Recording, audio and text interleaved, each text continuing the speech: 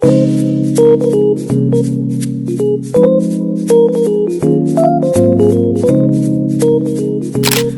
guys! Welcome back to my YouTube channel. So for today's video, i-introduce ko sa inyo lahat ng mga alaga kong dogs. Papakilala ko sila sa inyo isa-isa. So, kailangan papaliguan ko muna sila bago ko sila iharap sa inyo. Maybe mag-separate ako ng mga video para malahat sila. Kasi, ano sila yung mga nasa inside dogs is 12 sila.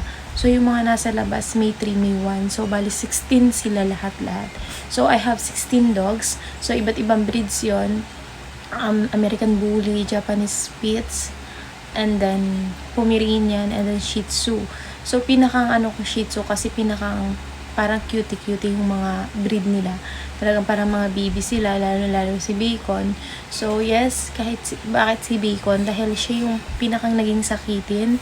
Second, si Yuri. So, totoo pala na pag yung dogs mo is naging sakitin, tapos madami ka nagastos sa kanya, hindi mo iisipin yung kung magkano yung nalabas mong pera sa kanya. Iisipin mo is yung masave mo siya. Ganon ka yung feelings na makapag-survive ako ng isang survivor sa parvovirus, which is karamihan talaga makikita natin na hindi talaga nakaka-survive yung karamihan. Pero thankful ako, thanks God, dahil hindi niya kinuha sa kansipitan. Napapakita ko sa inyo guys yung mga pinamili ko para sa dogs ko. So, una-unahin natin.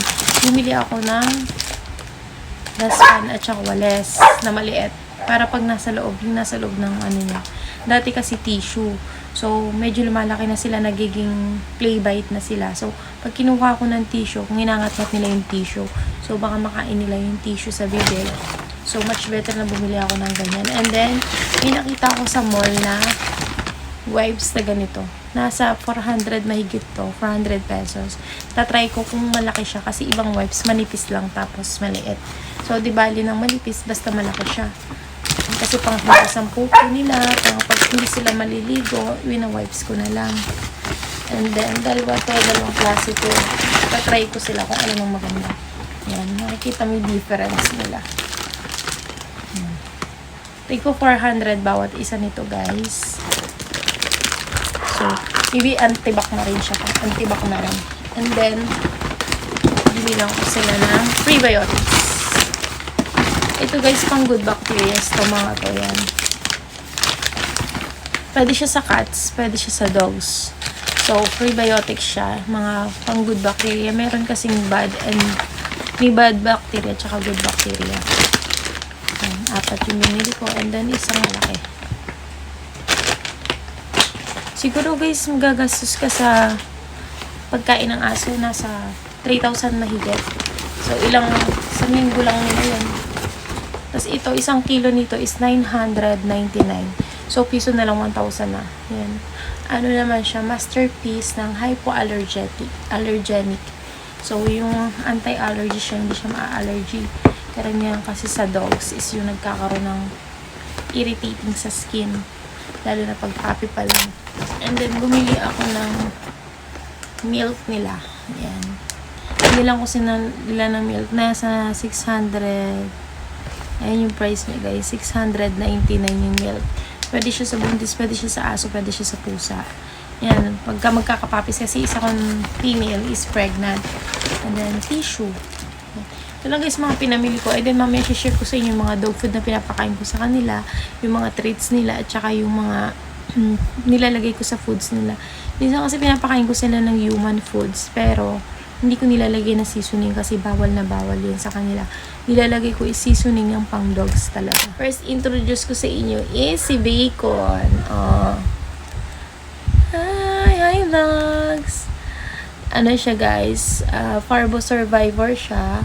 And then, yung mata niya, kakaayos lang din ng mata niya kasi nagkasugat siya sa eyes niya. And then, kung mapapansin nyo guys, yung ganto niya, medyo kalbo kasi dito siya kinuhanan ng dugo. Dito siya nilagyan ng swero. Tapos dito, ayan siya guys. Hindi mo mapapansin, ayan.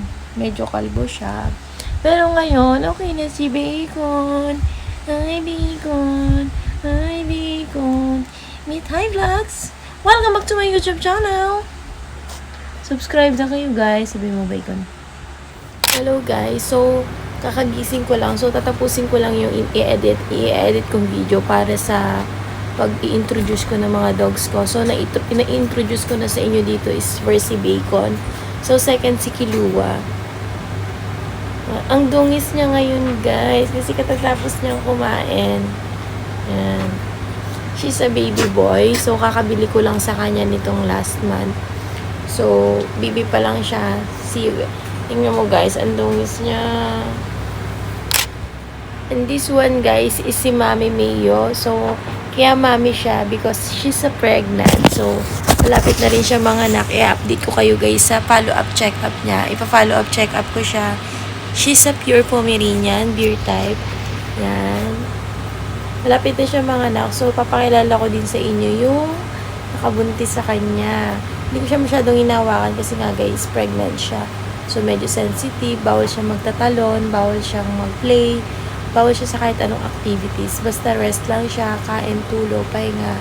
Then, take ng vitamins para yung mga baby niya is healthy. And hello guys, nandito ako ngayon sa kinal ko dahil medyo kinakalma ko pa yung mga dogs. Kasi pag pumapasok ako dito, nagtatagulan sila. Pero dahil pinakain ko naman na sila, hindi na sila masyadong nagtatagulan, hindi na sila masyadong nag-iingay. So, hindi ko na i-introduce or ipapakilala sa inyo yung dogs ko ng sunod-sunod ko sino yung una kong nabili. Siguro si separate video ko yun. Sa ngayon is, ang content ko ngayon is introducing my dog. So, ipapakilala ko lang sila sa inyo isa-isa. Kahit hindi sila sunod-sunod na napunta sa akin. Kung sinong nauna, kung sino yung last. Papakilala ko lang sila sa inyo isa-isa. Dahil para din dun sa mga followers ko, dun sa page ko, sa kinal ko na nagsisibili ng mga dogs ko and yung mga future na mga magsisibili din. Dahil malapit na ako magkaroon ng litters, dahil mga anak na si Mayo. So, introduce ko sa inyo ngayon is yung pinakamahal kong nabili. And then, the other female is si Argus. So, medyo matatakotin siya pagka matataas. Tayo, kwitas ko, bibi.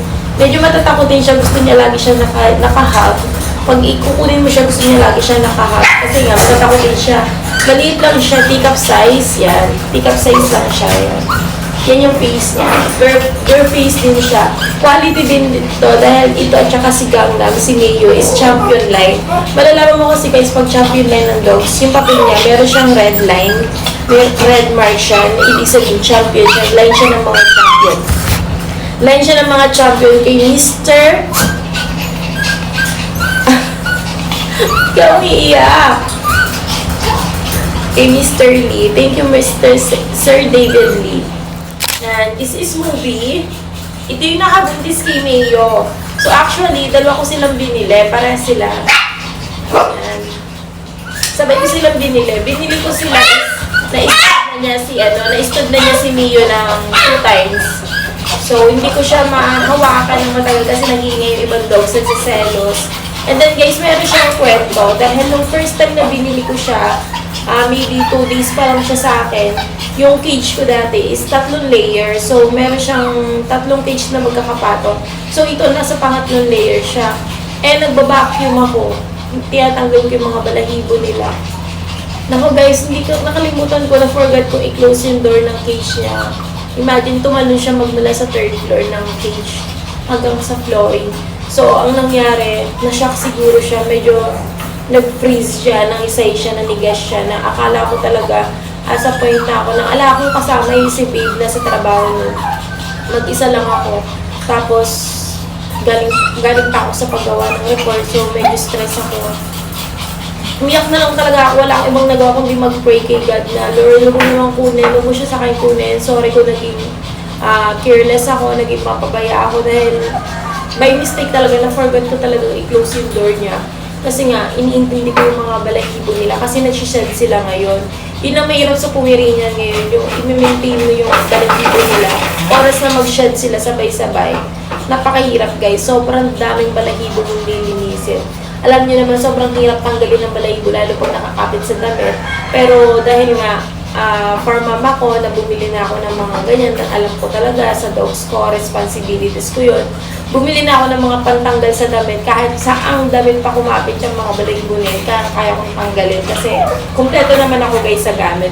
So yun guys, may kwento to na hindi siya kinuha sa akin ni Papa God, na sinave pa rin siya sa kabila ng pagiging pabaya kong ina. Sorry movie. Sobra ko siyang niyakap noon. Sobra akong naawa sa kanya. Tapos to the point na iyak na lang ako ng iyak. Tapos lahat ng dogs ko noon nasa loob pa. Wala pa sila sariling kwarto. Ngayon kasi kakapagawa ko ng sariling kwarto nila. Kasi dati nasa loob siya ng bahay namin. So mahirap talaga. Lalo na si Babe. May asthma siya before.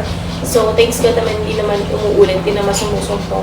Yung balahibo, nasisinghot niya, baka lalo siya magkaroon ng asthma, baka bumalik. So, much better pinagawa ko ng kwarto, papakabitan ko pa to ng aircon para hindi sila mainitan kasi magtatag-init na. So, go na tayo dun sa next dog! Ito guys, si Gangnam. Yan. Ito yung puppy niya. Yan. Pomeranian siya, meron siyang gray at saka meron siyang white na kulay na nagko-combine. So, ito yung pinakamahal na nabili ko sa dogs ko. Yan. Yung mga ganyang quality na dogs. Yan. So, yung pinakamahal sila. He's a female. And then, second one. Hello guys. Then, I si Yuri. So, mukha siyang payag tignan ngayon kasi nag-shed yung balahibo niya. Pomeranian din siya. So, kung alam niyo lang guys, napaka-sweet nitong babae na to. Babae siya. Napaka-sweet niya, napakalambing niya. Tapos kung saan mo siya iwanan, andun lang siya, nandun lang, iniwan mo lang siya sa kama, sa upuan. Andun lang siya, hindi siya pasaway. Pero naturuan siya ni Peanut, na may papakilala ko sa inyo si Peanut. Shih Tzu siya, lagi niyang kalaro before, na dati pinagkukontra ko sila, pinagsasama ko sila. Eh, naging maselan. Mas maselan kasi ang Pomeranian kesa sa Shih Tzu. Kasi yung Shih Tzu, kahit painumin mo ng tubig sa grate ko yan, okay naman yung iba, pero yung iba maselan. Yung Pomeranian, maselan talaga. Nagkaroon kasi siya ng amoeba. Tapos yung mga nilalaro din ni Peanut, nilalaro din niya. So, hindi ko alam kung sino sa kanila yung, si Peanut kasi yan matigas yung resistensya niya eh.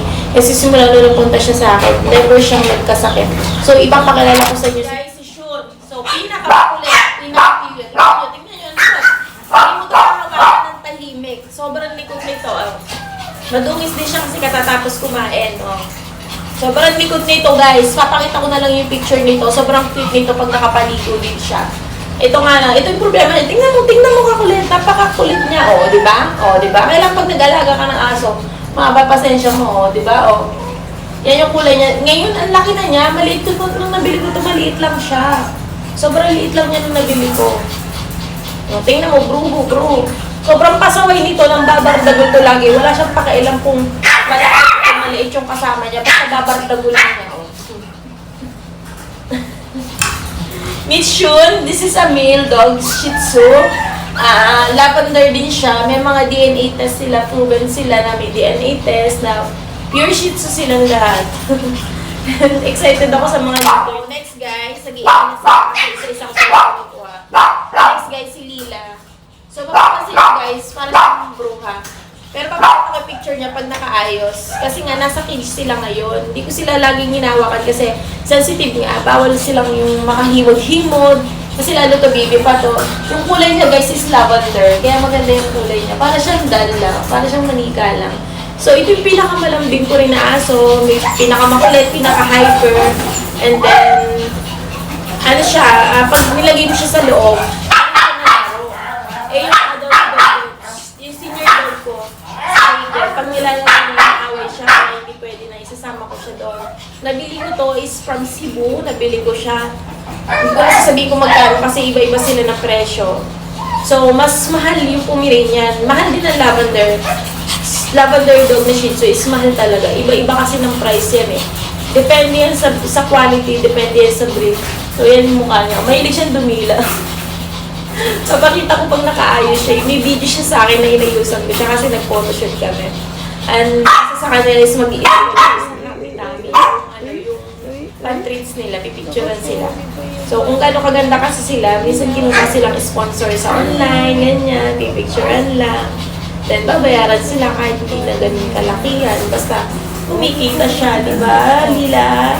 This is Lila, female, 7 months. Lila.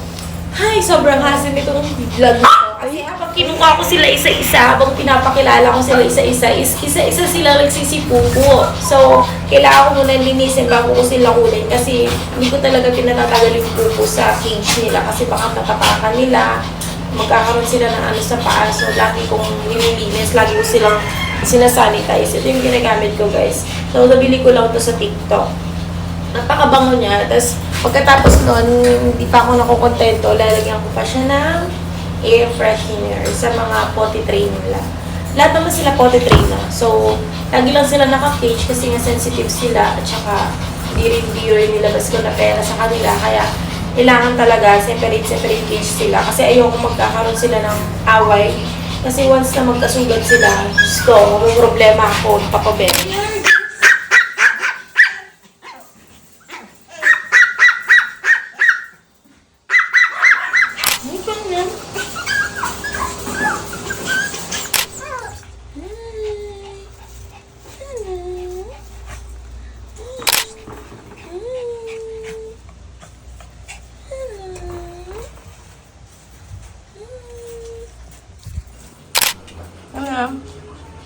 Hello.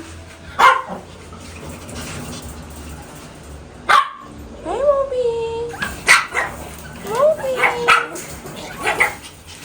Hi, Carla. Hi, Carla. Hi there.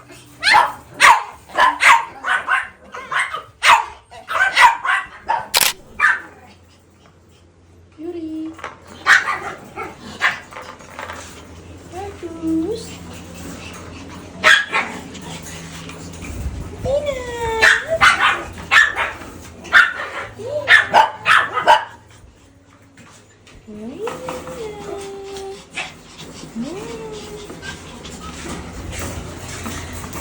Uno.